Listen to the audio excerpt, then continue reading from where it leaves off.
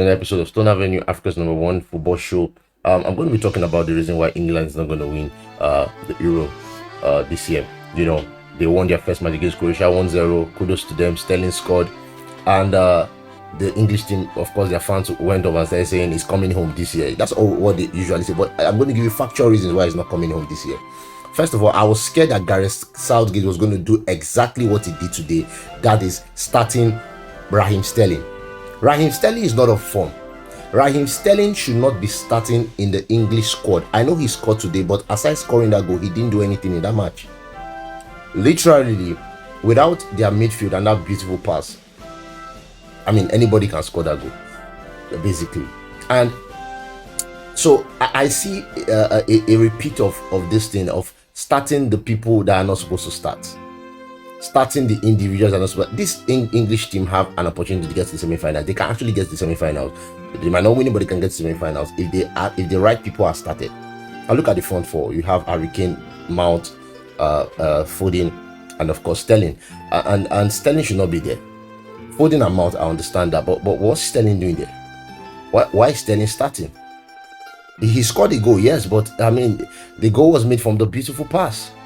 So basically, we have a repetition of the same sentimental picking of teams as it has been for a long time.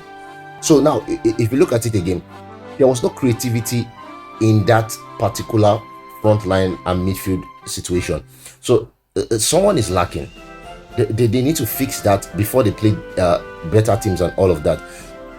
Also, Gareth Southgate made a terrible mistake. You don't play a right back on the left back as a left back in left back position. Now the trick is this: you play a left back on the left back position because when you are going against a left back and he's on the left back position, it's easier for him to turn if he's beaten.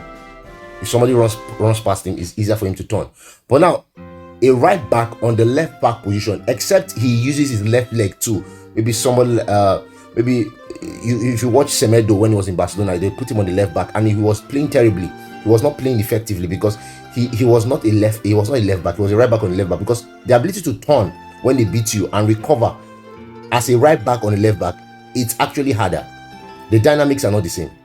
So in the context of that, they got away with it today. They're not going to get away with it against a team like Portugal. They're not going to get away with it against a team like France. They're not going to get away with it against a team like Belgium. They're not going to get away with it against the big teams out there, the big dogs, the big guys. If they play against Italy, they're going to be hammered. So in the context of that, that was a mistake which they're going Southgate from history and looking at what he has done in his track record, he might repeat the same thing again in a very important match. And well, God help him. And then of course their defensive pairing on the centre back position is not strong right now because Maguire is out. He has a little injury. I don't know whether he's going to come back. But Mings and John Stones doesn't just cut it. You can't play Mings and John Stones against Lukaku, Romelu Lukaku. You can't play Mings and John Stones against Cristiano Ronaldo. You can't play Mings and John Stones against Antoine Griezmann, Kylian Mbappe. You know, I mean, you might say, oh, in Man City, John Stones stopped, but it wasn't John Stones. It was Ruben Dias that stopped Kylian Mbappe. So in the context of that, that's going to be a challenge. And again, their goalkeeper is not a world-class keeper. He's an average goalkeeper that can be easily scored against when an effective world-class striker is playing against him. So where their strength lies is in that midfield and the attacking position. But they have to find that midfield rhythm. They have to be able to find the ability to create chances for someone like Harry Kane. If you have a Harry Kane, you give him half a chance to score the goal. It's very simple. But as a result of all these dynamics, I believe that England is not going to they're not going to win it. It's not coming home this year. It's definitely not coming home. They might go far.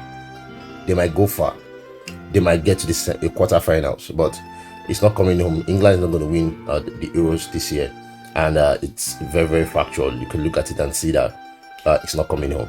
This has been another episode of Stone Avenue, Africa's #1 football show. Till next episode, see you and peace out. Bye for now.